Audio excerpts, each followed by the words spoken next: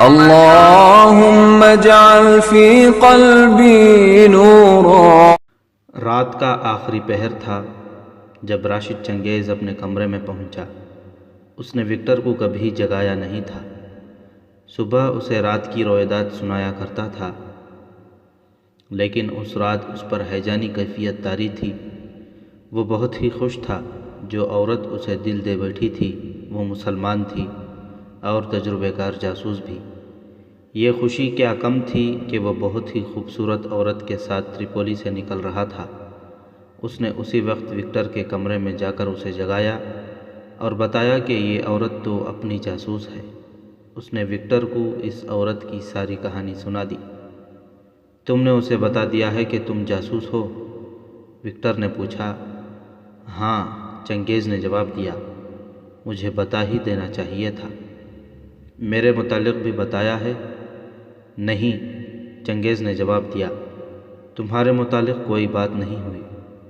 Victor کو خاموش دیکھ کر اس نے کہا، تم سمجھ رہے ہو کہ میں نے غلطی کی ہے؟ میں اناڑی تو نہیں وکٹر۔ تم نے یہ بھی اچھا کیا ہے کہ میرا ذکر نہیں کیا، وکٹر نے کہا، اور تم یہ دعویٰ بھی نہ کرو کہ تم اناڑی نہیں ہو۔ کیا میں نے غلطی کی ہے؟ چنگیز نے پوچھا۔ ہو سکتا ہے تم نے بہت اچھا کیا ہو، وکٹر نے کہا۔ اگر یہ غلطی ہے تو یہ کوئی معمولی سی غلطی نہیں۔ تم شاید یہ بھول گئے تھے کہ صرف ایک جاسوس اپنی فوج کی فتح کا باعث بن سکتا ہے، اور شکست کا بھی۔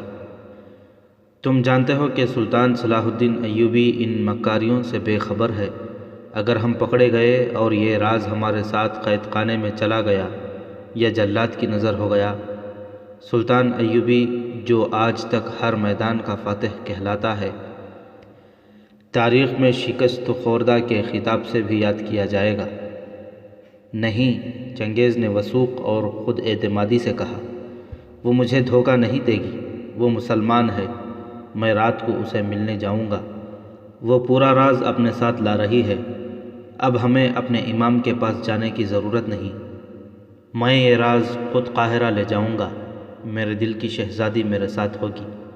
ہاں، مجھے خیال آتا ہے کہ میری غیر حاضری سے یہاں کسی کو یہ شک نہ ہو کہ میں کوئی فوجی راز لے کر بھاگا ہوں۔ یہ عورت بھی میرے ساتھ لاپتہ ہوگی۔ تم یہ مشہور کر دینا کہ تم نے مجھے اور اسے چوری چھپے ملتے دیکھا ہے، اور میں اس عورت کو بھگا کر یروشلم کی سمت نکل گیا ہوں۔ وکٹر گہری سوچ میں کھو گیا اور راشد چنگیز نشے میں جھومتا رہا۔ جس وقت چنگیز وکٹر کے کمرے میں داخل ہوا، اس وقت تھوڑی ہی دور افسروں کے رہائشی کمروں میں سے ایک میں یہ عورت داخل ہوئی جو چنگیز پر مر مٹی تھی۔ کمرے میں رہنے والا سویا ہوا تھا۔ اس عورت نے بے تکلفی سے اس کا ایک ٹخنا پکڑا اور زور سے جھٹکا دیا۔ وہ آدمی ہڑبڑا کر اٹھا۔ عورت نے ہنس کر کہا، اٹھو اٹھو، شکار مار لیا ہے۔ اس آدمی نے قندیل جلائی اور اس عورت کو اپنے بازوؤں میں لے کر بستر پر گرا لیا۔ کچھ دیر بے حیائی کے ننگے مظاہرے ہوئے، پھر اس سراہی میں جس میں یہ عورت چنگیز کے لیے شراب لے گئی تھی، جو شراب بچی تھی وہ اس آدمی نے پیالوں میں انڈیلی۔ دونوں نے پیالے خالی کیے۔ اب کہو کیا خبر لائی ہو؟ وہ جاسوس ہے، عورت نے کہا، اور مسلمان ہے۔ ہرمن کا شک صحیح ثابت ہوا۔ بالکل صحیح، عورت نے کہا۔ شراب کا اور میرا جادو کام کر گیا، ورنہ ہرمن جیسا ماہر سراغ رساں بھی اسے نہ پکڑ سکتا۔ اگر اس کی مصنوعی داڑھی میرے ہاتھ نہ آ جاتی تو شاید میں بھی ناکام رہتی۔ مجھے شک تو وہیں سے ہو گیا تھا جب اس نے پہلے روز شراب پینے سے انکار کر دیا تھا۔ میں جان گئی کہ یہ مسلمان ہے۔ میں نے اسے کہا کہ میں پاک محبت کے لیے ترس رہی ہوں، تو اس نے مجھے پاک محبت دی، ورنہ ہمارے لوگ عورت کو دیکھتے ہیں تو سب سے پہلے اس کے کپڑے اتارتے ہیں۔ محبت پاک ہو یا ناپاک، عورت کا جسم پہاڑوں کو ریزہ ریزہ کر دیتا ہے۔ اس آدمی نے کہا، یہ کمزوری ہر انسان میں موجود ہے۔ میں نے تمہیں بتایا تھا کہ تمہارا حسن اس آدمی کو بے نقاب کر دے گا۔ عورت مجسم طور پر پاس ہو یا عورت کا صرف تصور ہو، انسان اپنے آپ میں نہیں رہتا۔ یہ آدمی صلیبیوں کی انٹیلیجنس کا افسر تھا اور ہرمن کا نائب۔ ہرمن کو کسی طرح شک ہو گیا تھا کہ راشد چنگیز جاسوس ہے۔ ایک تو وہ تجربہ کار تھا، دوسرے اسے حکم ملا تھا کہ جس پر ذرا سا بھی شک ہو جاسوس ہے اسے پکڑ لو۔ چنانچہ اس نے بڑے سخت انتظامات کر دیے تھے۔ راشد چنگیز کو شاید انہوں نے رات کو مسجد میں جاتے دیکھ لیا تھا۔ ہرمن نے اپنے نائب سے کہا کہ چنگیز کو کسی عورت کے جال میں لا کر دیکھو کہ یہ آدمی صاف ہے یا مشتبہ۔ اس محکمے کے پاس اس مقصد کے لیے ایک سے ایک کایا عورت موجود تھیں۔ اس عورت کو منتخب کیا گیا اور اسے چنگیز کے پیچھے ڈال دیا گیا۔ یہ عورت اپنے فن کی ماہر تھی۔ اس نے یہ ڈرامہ کھیلا جو سنایا گیا ہے۔ چنگیز نے کبھی بھی نہ سوچا کہ ہر رات وہ کمرے سے نکل کر امام کے پاس جاتا رہا ہوتا ہے تو یہ عورت راستے میں مل جاتی ہے۔ یہ آتی کہاں سے ہے اور اسے کس طرح پتہ چل جاتا ہے کہ چنگیز جا رہا ہے۔ وہ سائے کی طرح اس کے ساتھ لگی ہوئی تھی۔ میں نے اسے اپنی دردناک کہانی جو تم نے بتائی تھی سنائی تو وہ جذباتی ہو گیا۔ عورت نے ہرمن کے نائب کو سنایا۔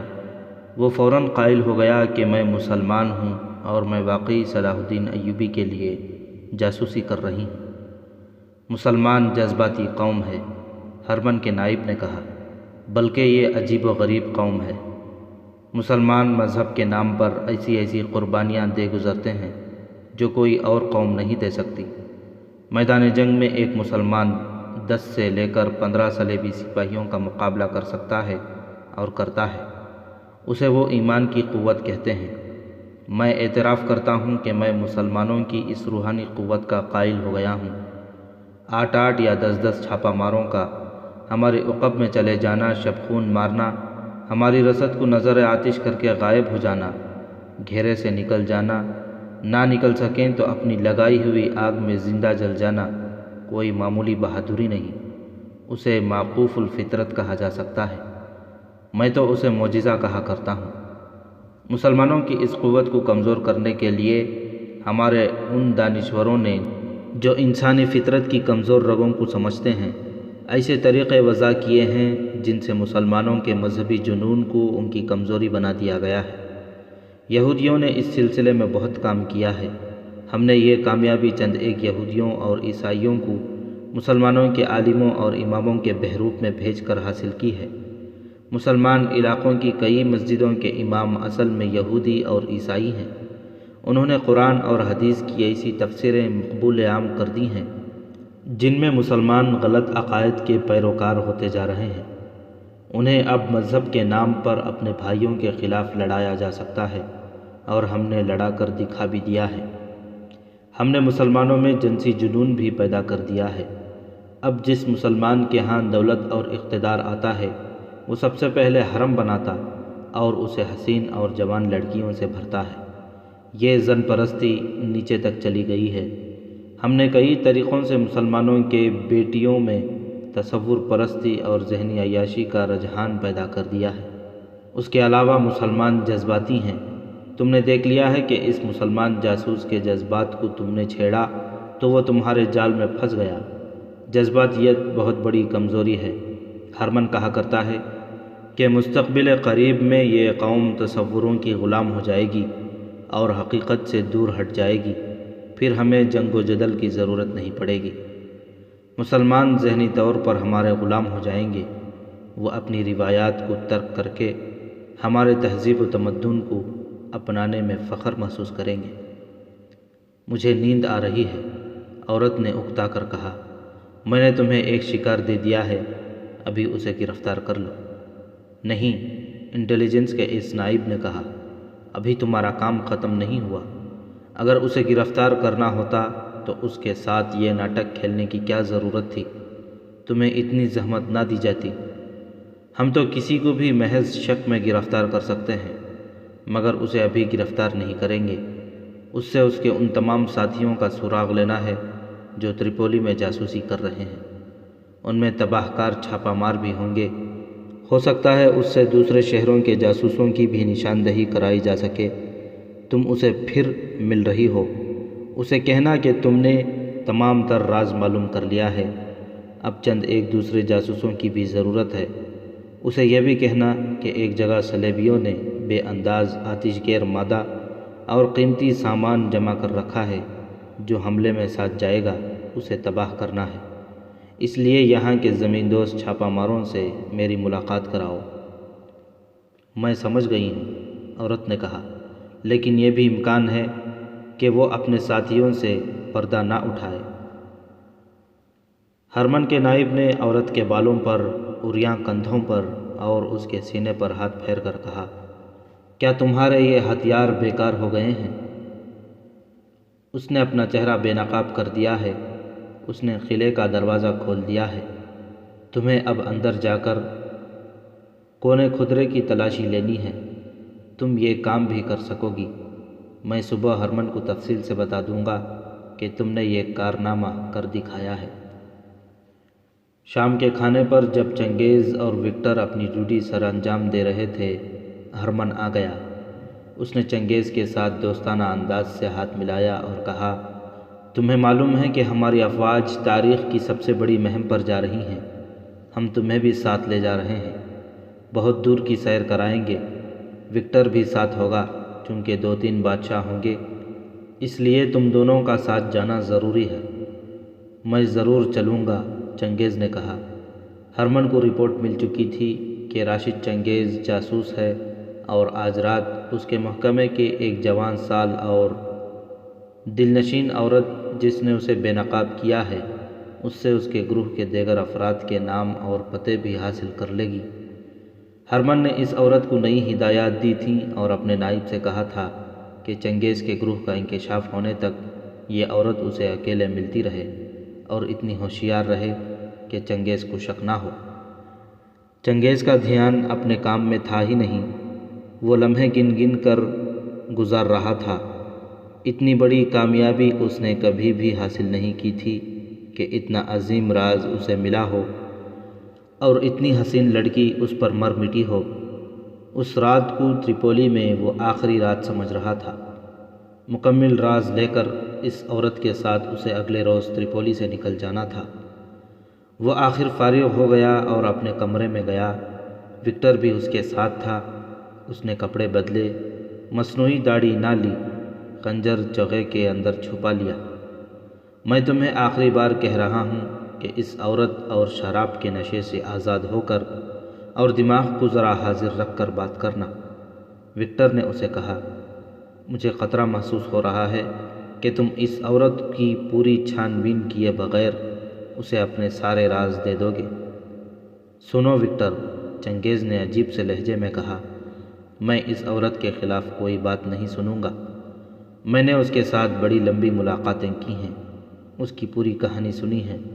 تم اسے نہیں سمجھ سکتے، میں بہتر سمجھتا ہوں، مجھے پاگل نہ سمجھو، یہ میری پہلی اور آخری محبت ہے۔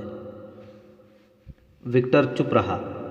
اس نے چنگیز کے لہجے سے جان لیا تھا کہ وہ اپنے آپ میں نہیں۔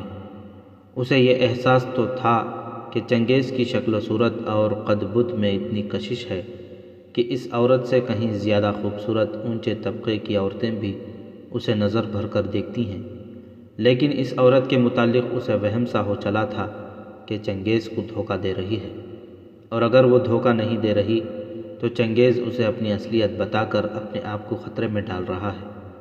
اگر یہ عورت مسلمان جاسوس ہی ہے تو اس پر بھروسہ نہیں کیا جا سکتا، کیونکہ اسے سرکاری طور پر نہیں بھیجا گیا تھا۔ وکٹر کو اطمینان محسوس نہیں ہو رہا تھا۔ چنگیز چلا گیا، وکٹر گہری سوچ میں کھو گیا۔ چنگیز کے جانے کے بعد وہ سو جایا کرتا تھا، مگر اس رات اسے نیند نہیں آ رہی تھی۔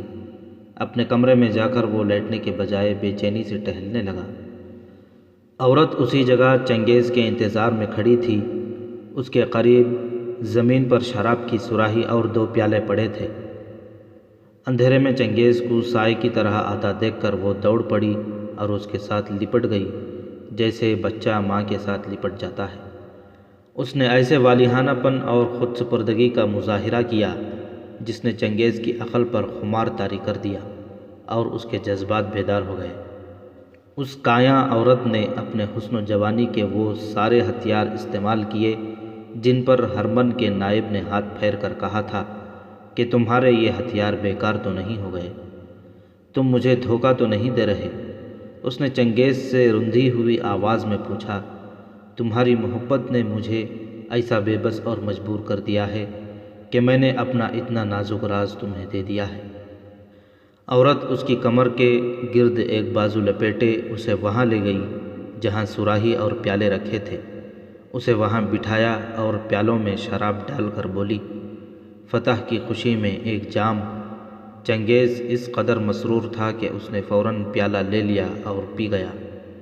عورت نے اس کے پیالے میں اور شراب ڈال دی، چنگیز نے وہ بھی پی لی۔ ان سے 8-10 قدم دور ایک درخت تھا، کوئی پیچھے سے رینگتا ہوا آیا اور اس درخت کے تنے کی اوٹ میں بیٹھ گیا۔ رات خاموش تھی۔ درخت کی اوٹ میں بیٹھے ہوئے آدمی کو چنگیز اور عورت کی سرگوشیاں بھی سنائی دے رہی تھیں، مگر وہ سرگوشیوں میں نہیں، ذرا اونچی آواز میں باتیں کر رہے تھے۔ اب بتاؤ کیا خبر لائی ہو؟ چنگیز نے عورت سے پوچھا۔ ایسی خبر لائی ہوں جو سلطان ایوبی نے کبھی خواب میں نہیں سنی ہوگی، عورت نے کہا۔ میں صلیبیوں کی موت کا پروانہ لائی ہوں۔ اس نے چنگیز کو صلیبیوں کا پلان اور پیش قدمی کا راستہ بتا دیا اور یہ بھی بتایا کہ وہ کہاں حملہ کریں گے۔ اس نے صلیبی فوج کی رسد کا راستہ بھی بتایا اور یہ بھی کہ کوچ کب ہوگی۔ ہمیں یہاں سے جلدی نکل جانا چاہیے، چنگیز نے کہا۔ کل رات نکل چلیں؟ نہیں، عورت نے کہا۔ ہمیں جس راز کی ضرورت تھی وہ مل گیا ہے، لیکن میرے دل میں انتقام کی جو آگ بھڑک رہی ہے میں اسے سرد کر کے جاؤں گی۔ صلیبیوں نے اپنی فوج کے لیے بے انداز رسد جمع کر لی ہے، خیموں اور ہتھیاروں کا کوئی حساب نہیں، آتش گیر سیال کے مٹکے بھی ہیں، اناج کے انبار ہیں، یہ ذخیرہ دور دور تک پھیلا ہوا ہے، اسے تباہ کرنا کوئی مشکل نہیں۔ پہرے کا اتنا ہی انتظام ہے کہ 7-8 سپاہی رات کو گشت کرتے ہیں۔ مجھے معلوم ہے کہ صلیبیوں نے یہ ذخیرہ 3-4 مہینوں میں جمع کیا ہے۔ اگر ہم نے اسے نظر آتش کر دیا تو ان کا حملہ 3-4 مہینوں کے لیے رک جائے گا۔ اس عرصے میں سلطان صلاح الدین ایوبی اپنی تیاریاں مکمل کر لے گا۔ تم ہرمن کو جانتے ہو، میں نے اس کے دل سے بھی راز نکال لیے ہیں۔ اس نے بتایا ہے کہ سلطان ایوبی نئی بھرتی کر رہا ہے اور اس کی پہلی فوج اپنے ہی بھائیوں کے خلاف لڑ کر اتنا جانی نقصان اٹھا چکی ہے کہ لڑنے کے قابل نہیں رہی۔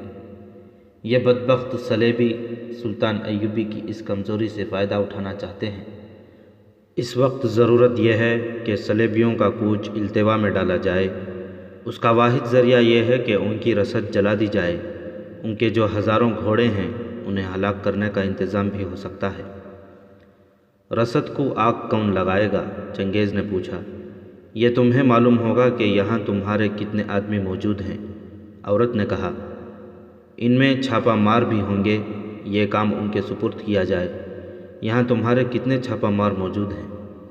سلطان ایوبی نے حکم دے رکھا ہے کہ دشمن کے مقبوضہ علاقوں میں تباہ کاری نہ کی جائے، کیونکہ چھاپہ مار تو تباہ کاری کے بعد ادھر ادھر ہو جاتے ہیں، سزا بے گناہ مسلمان باشندوں کو ملتی ہے، چنگیز نے کہا۔ صلیبی ان کے گھروں میں گھس کر ان کی مستورات کو بھی پریشان کرتے ہیں، اس لیے ہم نے چھاپہ ماروں کو واپس بھیج دیا تھا۔ یہاں جاسوس ہیں، وہ تخریب کاری بھی کر سکتے ہیں، وہ یہاں کے چند ایک جوانوں کو تیار کر سکتے ہیں۔ انہیں کسی جگہ اکٹھا کرنے کا انتظام ہو سکتا ہے؟ عورت نے پوچھا اور چنگیز کے پیالے میں شراب ڈال کر اپنے ہاتھوں پیالہ اس کے منہ کے ساتھ لگا دیا۔ ہم نے ایک مسجد کو خفیہ اڈہ بنا رکھا ہے، چنگیز نے شراب کا پیالہ پی کر کہا۔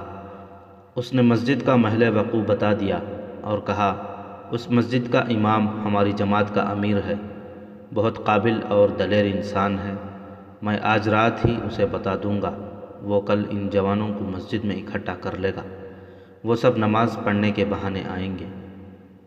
صرف ایک قابل اور دلیر آدمی سے کام نہیں چلے گا، عورت نے کہا، امام کے ساتھ تم ہوگے اور 3-4 اور ذہین آدمیوں کا ہونا ضروری ہے تاکہ اس تباہ کاری کا منصوبہ دانش مندی سے بنے۔ یہ ذخیرہ اس وقت تباہ کیا جائے گا جب ہم دونوں یہاں سے نکل جائیں گے، ورنہ شہر کی ناکہ بندی ہو جائے گی۔ صرف امام نہیں، چنگیز نے کہا، یہاں ہمارا ایک سے ایک بڑھ کر قابل آدمی موجود ہے۔ اس نے چند ایک آدمیوں کے نام بتا دیے اور کہا، میں ان سب کو مسجد میں بلا سکتا ہوں۔ یہ عورت چنگیز سے یہی راز لینا چاہتی تھی۔ اس نے اس گروہ کے متعلق کچھ اور باتیں پوچھیں جو چنگیز نے بتا دیں اور کہا، اس محل میں اکیلا نہیں، میرے ساتھ وکٹر نام کا جو آدمی ہے وہ بھی ہمارے گروپ میں ہے۔ وکٹر بھی؟ عورت نے چونک کر کہا۔ ہاں، چنگیز نے کہا، کیا تم ہماری استادی کی تعریف نہیں کرو گی کہ ہم نے ایک عیسائی کو بھی اپنا جاسوس بنا رکھا ہے؟ عورت کچھ دیر خاموش رہی، پھر بولی، کل دن کو میں تمہارے کمرے میں آؤں گی، مجھے وہاں آنے سے کوئی روک نہیں سکتا۔ عورت جانے کے لیے اٹھی۔ درخت کی اوٹ میں چھپے ہوئے آدمی نے حرکت کی۔ اس نے بیٹھے بیٹھے کمر بند سے خنجر نکالا اور 8-10 قدم کا فاصلہ 2 چھلانگوں میں طے کر کے عورت کو پیچھے سے ایک بازو سے جکڑ لیا۔ اس کا خنجر والا ہاتھ اوپر اٹھا، تیزی سے نیچے آیا اور خنجر عورت کے سینے میں اتر گیا۔ عورت کی ہلکی سی چیخ سنائی دی اور یہ آواز، میرے سینے میں خنجر اتر گیا ہے۔ چنگیز نے خنجر نکالا اور اس آدمی کو للکار کر اس پر حملہ کیا۔ اس آدمی نے گھوم کر عورت کو آگے کر دیا اور کہا، میں وکٹر ہوں چنگیز، اس بدبخت کو زندہ نہیں رہنا چاہیے۔ عورت سسک رہی تھی۔ وکٹر نے اسے پیچھے سے ایک بازو میں دبوچ رکھا تھا۔ تم ذلیل عیسائی، چنگیز شراب کے نشے میں کہہ رہا تھا۔ سانپ کے بچے نکلے۔ وہ گھوم کر اس پر حملہ کرنے لگا۔ وکٹر نے عورت کو آگے کر دیا اور اسے ڈھال بنا کر بولا، ہوش میں آؤ چنگیز، تم نے اسے سب کچھ بتا کر سارا کھیل برباد کر دیا ہے۔ اگر یہ زندہ رہی تو کل ہم سب گرفتار ہو جائیں گے۔ چنگیز بھپرے ہوئے چیتے کی طرح اس کے ارد گرد گھوم اور پھنکار رہا تھا۔ لڑکی ابھی ہوش میں تھی، کراہتے ہوئے بولی، چنگیز، میرے خون کا انتقام تمہارے سر ہے۔ عیسائی ہمارے دوست نہیں ہو سکتے۔ میں اب زندہ نہیں رہوں گی۔ یہ ہمارا نہیں، صلیبیوں کا جاسوس ہے۔ چنگیز نے جست لگا کر وکٹر پر حملہ کیا۔ وکٹر نے بار بار اسے کہا کہ وہ دھوکے میں آ گیا ہے اور اس عورت کو قتل کر کے لاش دور پھینک آئیں گے، مگر چنگیز اب جاسوس نہیں، وہ مرد بن چکا تھا جس کی محبوبہ کو ایک اور مرد نے پکڑ رکھا تھا اور اس کے سینے میں خنجر بھی اتار چکا تھا۔ اس نے سامنے سے عورت کو اتنی زور سے دھکا دیا کہ وکٹر پیچھے کو گرا اور عورت اس کے اوپر گری۔ چنگیز نے وکٹر پر خنجر کا وار کیا۔ وہ ہوشیار اور پھرتیلا تھا، ایک طرف ہو گیا اور اٹھا۔ چنگیز نے اس پر ایک اور وار کیا، خنجر اس کے کندھے میں لگا۔ وکٹر نے سنبھل کر جوابی حملہ کیا۔ چنگیز کا بھی زندہ رہنا خطرناک تھا۔ وکٹر کا خنجر چنگیز کے پیٹ میں لگا۔ چنگیز نے خنجر کھا کر وار کیا جو وکٹر کے بازو کو چیر گیا۔ اس نے وکٹر کے سینے میں خنجر مارا۔ چنگیز شراب کے نشے میں پاؤں پر کھڑا رہنے کے قابل نہیں تھا۔ وکٹر نے ایک اور وار اس کے سینے پر ہی کیا اور چنگیز گر پڑا۔ اس نے عورت کے دل پر ہاتھ رکھا۔ دل خاموش تھا، وہ مر چکی تھی۔ چنگیز بھی آخری سانس لے رہا تھا، وہ ہوش میں نہیں تھا۔ وکٹر کے کندھے اور بازو سے خون بہہ رہا تھا۔ اس نے عورت کے کپڑے پھاڑے اور بازو پر باندھ لیے۔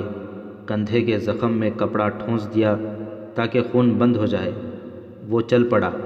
اس نے رفتار تیز کر لی۔ زخموں پر کپڑا باندھ لینے کے باوجود خون نہ رکا۔ اس نے پرواہ نہ کی اور چلتا گیا۔ وہ ایک گلی میں داخل ہوا اور 2 موڑ ایک موڑ مڑ کر وہ ایک فراخ گلی میں چلا گیا۔ تریپولی پر گہری نیند طاری تھی۔ گلیاں سنسان تھیں۔ تمام گھروں کے دروازے بند تھے۔ صرف ایک دروازہ کھلا ہوا تھا، وہ خدا کے گھر کا دروازہ تھا۔ یہ مسجد تھی۔ وہ اس مسجد میں پہلی بار آیا تھا۔ چنگیز نے اسے بتا رکھا تھا کہ کبھی اس مسجد میں جانے کی ضرورت پڑے تو مسجد کے صحن میں چلے جانا۔ بائیں دیوار میں ایک دروازہ ہے جو امام کے گھر کا ہے۔ وکٹر نے یہ مسجد باہر سے دیکھی تھی۔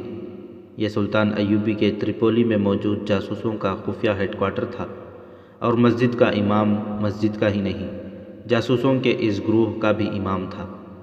وکٹر نے کھلے دروازے میں داخل ہو کر جوتے اتار دیے۔ رات آدھی گزر چکی تھی، امام گہری نیند سویا ہوا تھا۔ دروازے کی دستک نے اسے جگایا۔ اس نے دانستہ توقف کیا۔ وہ دستک ایک بار پھر سننے کے انتظار میں تھا۔ دستک پھر ہوئی۔ یہ جاسوسوں کی مخصوص دستک تھی۔ پھر بھی اس نے لمبا خنجر ہاتھ میں لیا اور دروازہ کھولا۔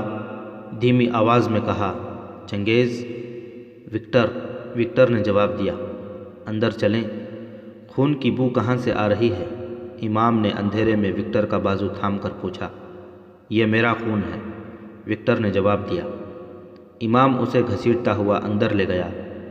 دیا جلایا تو اسے نظر آیا کہ وکٹر کے کپڑے خون سے لال اور تر ہو رہے تھے۔ وکٹر کے ساتھ اس کا وہی تعارف تھا جو چنگیز نے غائبانہ کرا رکھا تھا۔ امام نے اسے دور سے دیکھا تھا۔ وکٹر کو وہ پس منظر میں رکھتے تھے، جس کی وجہ یہ نہیں تھی کہ وہ عیسائی تھا، بلکہ یہ کہ اسے انہوں نے اندر کی اطلاعات فراہم کرنے کا کام سونپ رکھا تھا۔ یہ جاسوسی کا ایک طریقہ اور ان کی اپنی تنظیم تھی۔ اس لحاظ سے امام اور وکٹر ایک دوسرے کے اجنبی نہیں تھے۔ تم آئے ہو؟ امام نے پوچھا۔ چنگیز کیوں نہیں آیا؟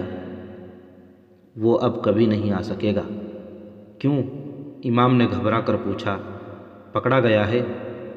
اسے اس کے گناہوں نے پکڑا ہے، وکٹر نے جواب دیا، اور میرے خنجر نے اسے سزائے موت دے دی ہے۔ آپ میرا خون نہیں دیکھ رہے؟ کیا آپ میرا خون بند کرنے کا بندوبست کر سکتے ہیں؟ آپ گھبرائیں نہیں۔ خدا کا شکر ادا کریں کہ چنگیز زندہ نہیں، ورنہ ہم میں سے ہر کوئی قید خانے کی اذیتوں سے مارا جاتا۔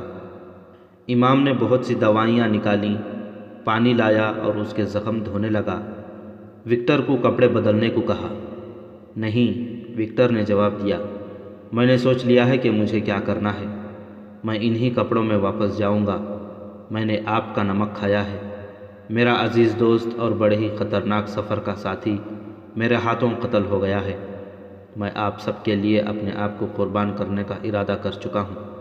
میں اپنی گردن جلاد کے آگے جھکا کر آپ سب کو صاف بچا لوں گا۔ امام اس کے زخم صاف کر کے ان پر صفوف چھڑک رہا تھا اور وکٹر اسے سارا واقعہ سنا رہا تھا۔ اس نے ہر ایک تفصیل سنا کر کہا، مجھے شک ہو گیا تھا کہ یہ عورت فریب کے سوا کچھ بھی نہیں۔ میں نے وہ بوڑھا کمانڈر کبھی نہیں دیکھا تھا جس کی وہ اپنے آپ کو داشتہ بتاتی تھی۔ اس کا ہر رات چنگیز کے راستے میں آ جانا ایک ثبوت تھا کہ وہ قریب ہی کہیں ہوتی ہے اور چنگیز پر نظر رکھتی ہے۔ میں نے چنگیز سے جب بھی کہا کہ وہ اور زیادہ احتیاط کرے، وہ غصے میں آ گیا۔ میں آپ کو بتا چکا ہوں کہ وہ شراب بھی پینے لگا تھا۔ مجھے شک ہے کہ شراب میں اسے حشیش ملا کر پلائی جاتی تھی، ورنہ چنگیز جیسا سخت آدمی اور ایمان کا پکا اتنی جلدی اور اتنی آسانی سے اس فریب میں نہ آتا۔ بڑی خوبصورت لڑکیاں اسے اپنی محبت میں گرفتار کرنے کی کوشش کر چکی تھیں، وہ ہنس کر ٹال دیا کرتا تھا۔ اس عورت نے اسے اپنے حسن اور حشیش کی آمیزش والی شراب کے طلسم میں جسمانی نہیں ذہنی طور پر گرفتار کر لیا تھا۔ اس نے جب یہ بتایا کہ اس عورت کو بتا دیا ہے کہ وہ جاسوس ہے تو میرا دل کانپ اٹھا۔ مجھے جیسے عالم غیب سے اشارہ مل رہا تھا کہ چنگیز نے اتنی بڑی لغزش کی ہے کہ جس کی سزا صرف اس کی نہیں، ہم سب کی موت ہے، اور اس کی یہ لغزش شام اور مصر کی آزادی کی موت کا بھی باعث بن سکتی ہے۔ میں نے اسے سمجھانے کی کوشش کی، مگر اس کی عقل پر عورت نے جو طلسم طاری کر دیا تھا وہ اسے ہم سے اور اپنے فرائض سے اور اپنے ایمان سے بھی بہت دور لے گیا تھا۔ میں نے اسی وقت ارادہ کر لیا تھا کہ اب یہی ایک صورت رہ گئی ہے کہ اس عورت کو قتل کر دیا جائے، اور اگر چنگیز کا رویہ نہ بدلے تو اسے بھی ختم کر دیا جائے۔ ملک اور قوم کو خطرے سے بچانے کے لیے ایک آدمی کا قتل کوئی بڑی بات نہیں ہوتی۔ یہ تو جاسوسی کا اصول ہے کہ گروہ کے کسی آدمی پر غداری کا شک ہو یا اس کی وساطت سے راز فاش ہونے کا خطرہ ہو تو اسے ختم کر دیا جائے۔ میں نے پھر بھی اسے قتل سے گریز کیا، مگر وہ مجھے قتل کرنے کے لیے پاگل ہو گیا تھا۔ یہ بھی تو ہو سکتا ہے کہ تم نے اسے غلط فہمی میں قتل کر دیا ہو، امام نے کہا۔ ہو سکتا ہے کہ لڑکی مسلمان ہی ہو اور وہ سچے دل سے ہمارے لیے کام کر رہی ہو سکتا ہے، وکٹر نے کہا، لیکن میں نے ثبوت دیکھ لیا تھا۔ میں نے چنگیز کے ساتھ اس کا ذکر نہیں کیا تھا۔ میں نے اس عورت کو اس عمارت سے نکلے اور واپس جاتے دیکھا تھا جہاں ہرمن کے شعبے کی لڑکیاں رہتی ہیں۔ میں نے یہ بھی معلوم کر لیا تھا کہ یہ عورت کسی کمانڈر کی داشتہ نہیں، وہ اس عمارت میں رہتی ہے۔ آج رات میں چنگیز کے پیچھے چلا گیا اور جہاں وہ اس عورت کے ساتھ بیٹھا وہاں سے چند قدم دور میں ایک درخت کے پیچھے بیٹھ گیا۔ عورت نے جس انداز سے چنگیز سے راز کی باتیں پوچھیں اور جو باتیں پوچھیں وہ اس شک کو یقین میں بدلنے کے لیے کافی تھیں کہ یہ عورت صلیبیوں کی جاسوس ہے۔ اس نے تریپولی میں ہمارے چھاپہ ماروں کے متعلق پوچھا اور چنگیز کو بتایا کہ صلیبی فوج کے لیے رسد وغیرہ کا بے انداز ذخیرہ رکھا گیا ہے، جس میں آتش گیر سیال کے بے شمار مٹکے ہیں۔ میں بھی جاسوس ہوں، مجھے اچھی طرح علم ہے کہ یہاں کہیں بھی اتنا ذخیرہ نہیں رکھا گیا۔ اس نے جو جگہ بتائی تھی وہاں کچھ بھی نہیں، آپ خود کل جا کے دیکھ لینا۔ چنگیز نے اس کے آگے ہماری ساری جماعت کی نشاندہی کر دی اور اس نے میرا نام لے کر مجھے بھی بے نقاب کر دیا۔ میں اتنی اہم جگہ پر ہوں جہاں مجھے راز کی گہری باتیں بھی معلوم ہو جاتی ہیں۔ اس عورت نے میرا نام سنا تو وہ اپنی حیرت کو چھپا نہ سکی۔ وہ بہت دیر خاموش رہی، پھر وہ اٹھ کھڑی ہوئی۔ ہمارا اتنا خطرناک راز یہ عورت لے جا رہی تھی اور یہ راز سیدھا ہرمن کے پاس جا رہا تھا۔ اس کے نتائج کا آپ اندازہ کر سکتے ہیں۔ میں نے اٹھ کر عورت کو پکڑ لیا اور خنجر اس کے سینے میں گھونپ دیا۔ چنگیز مجھ پر ٹوٹ پڑتا تھا۔ اسے بہت سمجھایا، حقیقت بتائی، مگر شراب نے اسے حیوان بنا رکھا تھا۔ میں نے اس کے خنجر سے زخم کھا کر بھی اسے سمجھایا، مگر وہ سوچنے سمجھنے کی حالت میں تھا ہی نہیں۔ میں نے محسوس کر لیا تھا کہ زندہ رہا تو میں اسے قابو میں نہیں لا سکوں گا اور ہمارا اصل مقصد بری طرح ختم ہو جائے گا۔ میں نے اسے بھی ختم کر دیا۔ تم نے اچھا کیا ہے، امام نے کہا، میں تمہارا فیصلہ قبول کرتا ہوں۔ تم اب تریپولی سے نکل جاؤ، میں انتظام کر دیتا ہوں۔ نہیں، وکٹر نے کہا، صبح چنگیز اور عورت کی لاشیں سب دیکھ لیں گے۔ مجھے یقین ہے کہ ہرمن کو معلوم ہو چکا ہے کہ چنگیز جاسوس تھا۔ اسی نے اس عورت کو اس کے پیچھے ڈالا تھا۔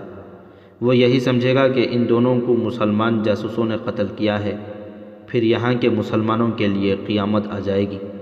پہلے ہی احکام مل چکے ہیں کہ کسی پر جاسوسی کا شک ہو تو اسے قید یا قتل کر دیا جائے۔ اب تو یوں سمجھو کہ یہاں کے ہر مسلمان گھرانے پر ہرمن نے ایک ایک جاسوس مقرر کر دیا ہے۔ یہ لوگ مسلمانوں کو ظلم و تشدد کا نشانہ بنانے کے بہانے ڈھونڈ رہے ہیں۔ میں واپس اپنی جگہ جا رہا ہوں۔ میں یہ قتل اپنے ذمے لوں گا اور وجہ یہ بتاؤں گا کہ میں اور چنگیز رقیب تھے۔ ہم تم سے اتنی قربانی نہیں لیں گے، امام نے کہا۔ میں تمہارے ساتھ ایک آدمی کو بھیجوں گا جو تمہیں قاہرہ چھوڑ آئے گا۔ میں اپنی جان کی قربانی دینا چاہتا ہوں، وکٹر نے کہا۔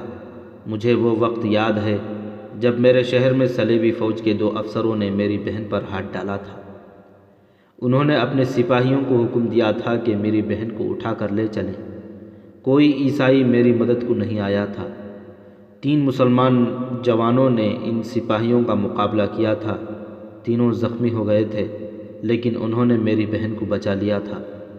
وہ تو بالائی افسر اچھا تھا جس نے میری شکایت سن لی تھی، ورنہ میری بہن بھی نہ رہتی اور تینوں مسلمانوں کو بھی قتل کرا دیا جاتا۔ اسی واقعے نے مجھے مسلمانوں کا جاسوس بنایا تھا۔ میں آپ کی قوم کو اس احسان کا صلہ دینا چاہتا ہوں۔ میں اپنی جان جلاد کے حوالے کر کے تریپولی کے مسلمانوں کی جان اور عزت بچاؤں گا۔ اس نے امام کو بتایا، صلیبیوں نے فوجیں جمع کرنی شروع کر دی ہیں اور ان کا رخ حلب کی طرف ہوگا۔ وہ سب سے پہلے شام کو تحقیق کرنے کا ارادہ رکھتے ہیں۔ ابھی یہ پتہ نہیں چلا کہ وہ کب کوچ کریں گے۔ یہ بھی معلوم نہیں کہ ان کی ساری فوج ایک ہی علاقے پر حملہ کرے گی یا آگے جا کر تقسیم ہو جائے گی اور ایک ہی وقت کئی مقامات پر حملہ کرے گی۔ سلطان ایوبی تک یہ اطلاع بہت جلدی پہنچ جانی چاہیے تاکہ وہ مصر میں نہ بیٹھا رہے۔ وکٹر کو جو کچھ معلوم ہو سکا تھا وہ اس نے امام کو بتا دیا۔ وہ اٹھا اور امام کے روکنے پر بھی نہ رکا۔ کہنے لگا، آپ بالکل مطمئن رہیں، آپ کو کوئی نہیں پکڑ سکے گا، اور وہ باہر نکل گیا۔ وہ شہر سے بھی نکل گیا، اس کے زخموں سے خون بند ہو چکا تھا۔ امام نے دونوں زخموں پر پٹیاں باندھی تھیں۔ اس نے اس خیال سے کہ دونوں پٹیاں اتار کر پھینک دیں جن کے پاس وہ جا رہا تھا، وہ یہ نہ پوچھ بیٹھیں کہ مرہم پٹی کس سے کرائی ہے۔ زخموں سے پھر خون رسنے لگا۔ وہ اس جگہ گیا جہاں چنگیز اور عورت کی لاشیں پڑی تھیں۔ رات کے پچھلے پہر کا چاند اوپر اٹھ آیا تھا۔ وکٹر کو شراب کی سراہی اور 2 پیالے پڑے نظر آئے۔ اس نے عورت کے چہرے کو غور سے دیکھا۔ موت بھی اس کے چہرے کا حسن نہیں بگاڑ سکی تھی۔ اس کے کھلے ہوئے ریشمی بال اس کے سینے پر بکھر گئے تھے۔ وکٹر نے شراب کی سراہی کو دیکھا اور زیر لب کہا، انسان نے اپنی تباہی کے کیسے کیسے ذریعے اختیار کیے ہیں۔ اس نے چنگیز کو دیکھا اور اس کے پاس بیٹھ گیا۔ چنگیز کا جسم برف کی طرح سرد ہو چکا تھا۔ وکٹر نے اس کا ہاتھ اپنے ہاتھ میں لے کر کہا، تم اچھی طرح جانتے تھے کہ عورت مرد کی کتنی بڑی کمزوری ہے، اور شراب نے بادشاہوں کے تختے الٹ دیے ہیں۔ تم نے اس کمزوری کو اپنے اندر ڈال لیا۔ میں بھی آ رہا ہوں میرے دوست۔ جلاد مجھے بھی جلدی ہی تمہارے پاس پہنچا دے گا۔ ہم ایک ہی منزل کے مسافر ہیں۔ میں آ رہا ہوں دوست، میں آ رہا ہوں۔ وہ اٹھا اور بہت تیز قدم اٹھاتا اس عمارت کی طرف چل پڑا جس میں افسر رہتے تھے۔ اس کے زخموں سے خون بہہ رہا تھا۔ اس نے نیام سے خنجر نکالا، اس پر خون جم گیا تھا۔ اس نے اسے اپنے خون سے تر کر دیا اور خنجر ہاتھ میں رکھا۔ خون زیادہ نکل جانے سے وہ کمزوری محسوس کرنے لگا تھا۔ اس نے ایک دروازے پر دستک دی۔ اسے معلوم تھا کہ جس کے پاس اسے جانا ہے اس کی رہائش یہی ہے۔ کچھ دیر بعد ایک ملازم نے دروازہ کھولا۔ وکٹر نے افسر کا نام لے کر کہا کہ اسے جگاؤ اور بتاؤ کہ ایک قاتل آیا ہے۔ ملازم اندر کو دوڑا۔ اندر سے گالیوں کی آوازیں سنائی دینے لگیں۔ افسر گالیاں بکتا آیا۔ دروازے پر آ کر قہر بھری آواز میں پوچھا، کون ہو تم؟ کسے قتل کر کے آئے ہو؟ ملازم قندیل اٹھائے دوڑ آیا۔ افسر نے روشنی میں وکٹر کو دیکھ کر پوچھا، تم؟ کسی سے لڑائی ہو گئی تھی؟ میں 2 انسانوں کے قتل کا اقبال کرنے آیا ہوں۔ وکٹر نے کہا، مجھے گرفتار کر لیں۔ افسر نے اس کے منہ پر بڑی زور سے تھپڑ مار کر کہا، قتل کا تمہیں یہی وقت ملا تھا، دن کو کیوں نہ قتل کیا؟ میں تمہارے باپ کا نوکر ہوں جو اس وقت تمہیں گرفتار کروں گا؟ اتنی گہری نیند سے مجھے جگا دیا ہے۔ اس نے اپنے ملازم سے کہا، اوئے لے جاؤ اسے قید خانے میں بند کر دو۔ ملازم وکٹر کو بازو سے پکڑ کر چل پڑا تو افسر نے گرج کر کہا، اوئے رک جاؤ جنگلی کہیں کے، تم نے یہ بھی نہیں سوچا کہ یہ راستے میں تمہیں قتل بھی کر دے گا؟ اندر لاؤ اسے۔ اس نے کیا کیا ہے؟ میں نے ایک آدمی اور ایک عورت کا قتل کیا ہے جناب، وکٹر بلند آواز سے بولا۔ قتل کیا ہے؟ افسر نے حیرت اور گھبراہٹ سے پوچھا، قتل کیا ہے؟ اگر مسلمان کو قتل کیا ہے تو جاؤ اپنی مرہم پٹی کراؤ۔ تم اسے قتل نہ کرتے تو وہ تمہیں قتل کر دیتا۔ اگر کسی سلیبی کو قتل کیا ہے تو تمہیں بھی قتل ہونا چاہیے۔ اندر آ کر بتاؤ۔ آپ نے میرے ساتھ ایک بڑا ہی خوبرو آدمی کو دیکھا ہوگا، وکٹر نے اندر جا کر کہا۔ اس نے چنگیز کا وہ عیسائی نام بتایا جس سے وہ جانا پہچانا جاتا تھا۔ کہنے لگا، میری دوستی ایک عورت کے ساتھ تھی۔ میرے اس ساتھی نے اس عورت کو ورغلایا اور میرے اور اس کے تعلقات توڑ ڈالے۔ اس عورت کے ساتھ دوستی کر لی اور اس سے میری بے عزتی کرائی۔ میں اس عورت کی دوستی سے دستبردار نہیں ہونا چاہتا تھا۔ ان دونوں نے مجھے بہت مشتعل کیا۔ میں نے آج رات انہیں اکٹھے بیٹھے دیکھ لیا۔ میں دراصل انہیں دیکھنے ہی گیا تھا۔ انہیں میں نے ایسی حالت میں دیکھا جو میری برداشت سے باہر تھی۔ میں نے عورت پر حملہ کیا اور اسے خنجر سے مار ڈالا۔ پھر اپنے رقیب کے ساتھ خنجر بازی ہوئی۔ مجھے یہ 2 زخم آئے ہیں، اسے بھی 2 ہی زخم آئے مگر مہلک ثابت ہوئے۔ میں کہیں بھاگ جانے کے بجائے آپ کے پاس آ گیا ہوں۔ افسر نے کہا، عورت کے لیے قتل ہونا یا قتل کرنا عقل مندی تو نہیں۔ یہ افسر بالکل سنجیدہ نہیں لگتا تھا۔ وہ شاید وکٹر کو چھوڑ دیتا، مگر صبح ہوتے ہی لاشیں دیکھی گئیں۔ ہرمن اور اس کے نائب کو پتہ چلا تو دونوں غصے سے پاگل ہونے لگے۔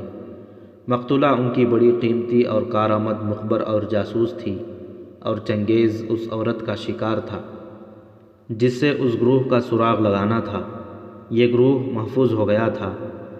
وکٹر کے زخموں سے خون بہہ رہا تھا۔ کسی نے اس کی مرہم پٹی کی بھی نہ سوچی۔ ہرمن نے اسے پیٹنا شروع کر دیا، جس سے وکٹر بے ہوش ہو گیا۔ اس کے بعد وہ کبھی بھی ہوش میں نہ آیا۔ دوسرے دن بے ہوشی کی حالت میں ہی اسے جلاد کے حوالے کر دیا گیا۔ جلاد کے کلہاڑے نے ایک ہی وار سے اس کا سر تن سے جدا کر دیا۔ اس کے سر اور دھڑ کو جب ایک گڑھے میں پھینکا جا رہا تھا، اس وقت امام کا روانہ کیا ہوا ایک جاسوس تریپولی سے دور نکل گیا تھا۔ اسے اونٹ پر بھیجا گیا تھا، کیونکہ قاہرہ تک کا سفر بڑا ہی لمبا اور بڑا ہی کٹھن تھا، جسے صرف اونٹ برداشت کر سکتا تھا۔ 572 ہجری 1177 عیسوی کے اوائل کا ایک مہینہ تھا۔ قاہرہ کے فوجی علاقے میں غیر معمولی رونق اور چہل پہل تھی۔ کسی میدان میں گھوڑے دوڑائے جا رہے تھے اور کہیں پیادہ سپاہیوں کو ٹریننگ دی جا رہی تھی۔ شتر سواروں کی رونق الگ تھی۔ قاہرہ سے دور پہاڑی علاقے میں منظر ایسا تھا جیسے جنگ لڑی جا رہی ہو۔ یہ سلطان ایوبی کی فوج کی جنگی مشق تھی۔ ایک وادی میں آتش گیر مادہ پھینک کر آگ لگائی گئی تھی، جو 20-25 گز تک پھیلی ہوئی تھی۔ سوار گھوڑے دوڑاتے ان شعلوں میں سے گزر رہے تھے۔ ایک جنگی مشق دور ریگستان میں ہو رہی تھی۔ کسی سپاہی کو پانی اپنے ساتھ رکھنے کی اجازت نہیں تھی۔ یہ بڑی ہی سخت ٹریننگ تھی جو نئی رنگروٹوں کو دی جا رہی تھی۔ بھرتی ابھی جاری تھی۔ فوج کے تمام سالار اور دیگر افسر اس ٹریننگ میں مصروف تھے۔ سلطان ایوبی سلطنت کے دوسرے مسائل اور امور کی طرف رات کو توجہ دیتا تھا۔ اس کا دن ٹریننگ کی نگرانی کرتے اور سالاروں کو ہدایت دیتے گزرتا تھا۔ اس نے سب سے کہہ دیا تھا کہ اگر صلیبیوں نے شام پر فوج کشی نہ کی تو اس کا مطلب یہ ہوگا کہ انہوں نے لڑائی سے توبہ کر لی ہے یا ان کی عقل جواب دے گئی ہے، مگر ان دونوں میں سے ایک بھی بات صحیح نہیں۔ وہ ضرور آئیں گے۔ اس وقت تک کسی نہ کسی مقبوضہ علاقے سے اپنے کسی آدمی کو آنا چاہیے تھا۔ سلطان ایوبی نے اپنے پاس کھڑے ایک سالار سے کہا۔ وہ ایک چٹان پر کھڑا جنگی مشق دیکھ رہا تھا۔ اس نے کہا، صلیبی آئیں گے ضرور۔ یہ مجھے کوئی جاسوس ہی بتا سکتا ہے کہ وہ کدھر سے آئیں گے، کہاں آئیں گے اور ان کی نفری کتنی ہوگی۔ وہ چٹان سے اتر کر کسی اور طرف جانے لگا تو اسے دور سے گرد اڑتی نظر آئی، جو 1 یا 2 گھوڑوں کی تھی۔ سلطان رک گیا۔ گرد قریب آئی تو اس میں سے 2 گھوڑے برآمد ہوئے۔ ایک پر علی بن سفیان سوار تھا اور دوسرے کو سلطان پہچان نہ سکا۔ وہ تریپولی سے امام کا بھیجا ہوا جاسوس تھا۔ وہ وہاں سے اونٹ پر روانہ ہوا تھا۔ بہت دنوں بعد قاہرہ پہنچا تھا۔ علی بن سفیان نے اس سے رپورٹ لی اور اسے گھوڑا دے کر ساتھ لے آیا تاکہ یہ رپورٹ سلطان ایوبی کو فوراً دے دی جائے۔ جاسوس نے سلطان ایوبی کو بتایا، صلیبی ایک برق رفتار اور طوفانی حملے کے لیے تیاریاں کر رہے ہیں۔ فوجوں کا اجتماع شروع ہو گیا ہے۔ سب سے زیادہ فوج ہونین کے شاہ رینالٹ کی ہے۔ وہ اس طوفانی یلغار کی قیادت کرنا چاہتا ہے۔ وہی رینالٹ جسے نور الدین زنگی نے گرفتار کر کے قید میں ڈالا تھا، سلطان ایوبی نے کہا۔ اسے وہ اپنی شرائط پر رہا کرنا چاہتے تھے، مگر زنگی کی بے وقت موت رینالٹ کی رہائش کا باعث بنی۔ اقتدار اور زر و جواہرات کے لالچ امرا نے نور الدین زنگی کے کمسن بیٹے کو کٹ پتلی بنایا اور رینالٹ کو رہا کر دیا۔ آج وہ رینالٹ اسلام کا خاتمہ کرنے آ رہا ہے۔ ہاں، تم آگے سناؤ۔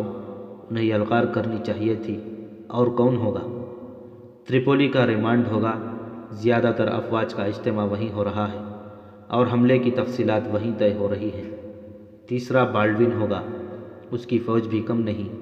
یہ معلوم نہیں کیا جا سکا کہ صلیبی فوج کب کوچ کرے گی۔ حملہ شام پر ہوگا۔ حلب، ہرن اور حمات کے نام سنے گئے ہیں۔ کوچ جلدی ہوگا۔ علی بن سفیان، سلطان ایوبی نے کہا، مجھے تریپولی سے آخری اطلاعات کا انتظار رہے گا۔ ان اطلاعات کا انتظار نہ کریں جن کی آپ توقع لگائے بیٹھے ہیں۔ علی بن سفیان کے بجائے جاسوس نے جواب دیا، صلیبیوں کے عسکری ایوان میں ہمارے 2 آدمی تھے، دونوں مارے گئے ہیں۔ اس نے راشد چنگیز اور وکٹر کا واقعہ سنا دیا۔ سلطان ایوبی کی آنکھیں لال ہو گئیں۔ جاسوس نے کہا، رینالٹ نے دعویٰ کیا ہے کہ اس کی فوج میں 250 نائٹ ہوں گے۔ اپنے ان 2 جاسوسوں نے مرنے سے پہلے امام کو بتایا تھا کہ صلیبی آپ کو چھاپا مار اور شبخون مارنے کا طریقہ استعمال کرنے کی مہلت نہیں دیں گے۔ انہوں نے کچھ ایسی چالیں سوچ لی ہیں جن سے وہ آپ کو مجبور کر دیں گے کہ آپ پوری فوج کو سامنے لا کر لڑیں گے۔ انہیں آپ کی اس کمزوری کا علم ہے کہ آپ کے پاس فوج کی کمی ہے، اسی کے پیش نظر وہ بہت زیادہ فوج لا رہے ہیں تاکہ آپ گھوم پھر کر نہ لڑ سکیں۔ جاسوس کی اس اطلاع ملنے پر سلطان صلاح الدین ایوبی باہر کم نظر آنے لگا۔ وہ کمرے میں بند رہنے لگا، کاغذ پر ممکنہ میدان جنگ کا نقشہ بنا کر اس پر پیش قدمی اور دیگر چالوں کی لکیریں کھینچتا رہتا۔ کبھی اچانک اپنے سالاروں کو بلا کر ان کے ساتھ بحث میں الجھ جاتا اور انہیں موقع دیتا کہ یہ بھی رائے دیں اور چالیں سوچیں۔ ان سالاروں میں ایک عیسیٰ اہلکاری تھا جو ایک قابل سالار ہونے کے علاوہ عالم اور قانون دان بھی تھا۔ اسے بعض مورخوں نے سلطان ایوبی کا دست راست بھی کہا ہے۔ ایک روز سلطان ایوبی نے خلاف توقع کوچ کا حکم دے دیا۔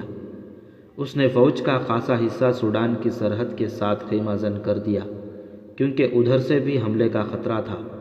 اس کے لیے سب سے بڑی مصیبت یہی تھی کہ وہ پیش قدمی کرتا تھا تو اس کے عقب میں بھی دشمن ہوتا تھا۔ صلیبیوں کے لیے وہ مصر کی ساری فوج نہیں لے جا سکتا تھا۔ اس نے کوچ کیا تو مورخوں کے اعداد و شمار کے مطابق اس کے پاس جو فوج تھی وہ 1000 پیادہ تھی۔ یہ سب مملوک تھے۔ مملوک آزاد کیے ہوئے غلاموں کو کہا جاتا تھا۔ یہ لڑاکے اور جنگجو تھے۔ اس کے علاوہ 8000 گھوڑ سوار تھے جن میں مصری بھی تھے اور سوڈانی بھی۔ 1169 عیسوی میں سلطان ایوبی نے بغاوت کے جرم میں فوج سے نکال کر انہیں زرخیر زمینوں پر آباد کر دیا تھا۔ اب وہ مصر کے وفادار تھے، ان پر اعتماد کیا جا سکتا تھا، مگر یہ 1000 مملوک اور 8000 سوار نئے فوج میں بھرتی ہوئے تھے۔ انہوں نے ابھی جنگ دیکھی ہی نہیں تھی، ان کی ٹریننگ بمشکل مکمل ہوئی تھی۔ سلطان ایوبی اپنی فوج اپنے بھائی العادل کی زیر کمان حلب کے مضافات میں چھوڑ آیا تھا۔ اسے کسی طرح اندازہ ہو گیا تھا کہ صلیبی اتنی جلدی شام تک نہیں پہنچ سکیں گے۔ اس نے کوچ بہت تیز کرایا اور حلب جا پہنچا۔ وہاں اسے پتہ چلا کہ صلیبیوں نے ہرن کے قلعے کو محاصرے میں لے رکھا ہے۔ آپ نے ہرن کا مکمل ذکر پچھلی کہانیوں میں پڑھا ہے۔ سلطان ایوبی نے محاصرہ کرنے والی صلیبی فوج کو محاصرے میں لے لیا۔ اس کی یہ چال ایسی اچانک تھی کہ صلیبی جم کر نہ لڑ سکے۔ سلطان ایوبی نے بہت سے قیدی پکڑے اور صلیبیوں کو بہت نقصان پہنچایا۔ اس نے پیش قدمی جاری رکھی اور 2 اہم مقامات لیڈیا اور رملہ پر قبضہ کر لیا۔ یہ فتوحات قدرے آسان تھیں۔ مصر سے آئے ہوئے نئے سپاہیوں کے حوصلے بڑھ گئے۔ وہ سمجھے کہ جنگ اسی طرح ہوتی ہے جس میں فتح ہماری ہی ہوتی ہے۔ اس سے نئے سپاہی غیر محتاط ہو گئے۔ صلیبیوں نے غالباً دانستہ پسپا ہو کر سلطان ایوبی کو دھوکہ دیا تھا۔ انہوں نے تھوڑی سی فوج کی نمائش کی تھی۔ یہ فرنگی فرینکس تھے۔ رینالڈ اور بالڈوین کی فوجیں ابھی سامنے نہیں آئی تھیں، وہ اسی علاقے میں موجود تھیں۔ اب صلیبیوں نے ایسے سخت اقدامات کیے تھے کہ سلطان ایوبی کے جاسوس دشمن کے علاقے سے نکل ہی نہ سکے۔ تریپولی کے جاسوس کے بعد ادھر سے کوئی آ ہی نہ سکا۔ رملہ کے قریب ایک ندی تھی جس کا پانی تو گہرا نہیں تھا، ندی گہرائی میں تھی اور چوڑی بھی۔ عیسیٰ اہلکاری نے رملہ کو فتح کر کے اپنے دستوں کو رملہ کے ارد گرد پھیلا دیا۔ اچانک ندی کے کنارے کی اوٹ میں صلیبیوں کی فوج یوں نکلی جیسے سیلاب کناروں سے نکل آیا ہو۔ یہ فوج جانے کب سے وہاں چھپی بیٹھی تھی۔ عیسیٰ اہلکاری کے دستے بے خبری میں مارے گئے۔ وہ بکھرے ہوئے بھی تھے، مقابلہ نہ کر سکے۔ تریپولی کے جاسوس کی یہ اطلاع صحیح ثابت ہوئی کہ صلیبی ایسی چالیں چلیں گے جن سے سلطان ایوبی اپنے مخصوص طریقۂ جنگ سے لڑنے کے قابل نہیں رہے گا۔ اس وقت کے ایک وقائع نگار ابن اسیر نے لکھا ہے، فرنگی اس طرح ندی سے نکلے جیسے انسانوں اور گھوڑوں کا سیلاب کناروں سے باہر آ کر آبادیوں کو اپنے ساتھ بہائے لے جا رہا ہو۔ سلطان ایوبی کی فوج بے خبری میں مکمل گھیرے میں آ گئی۔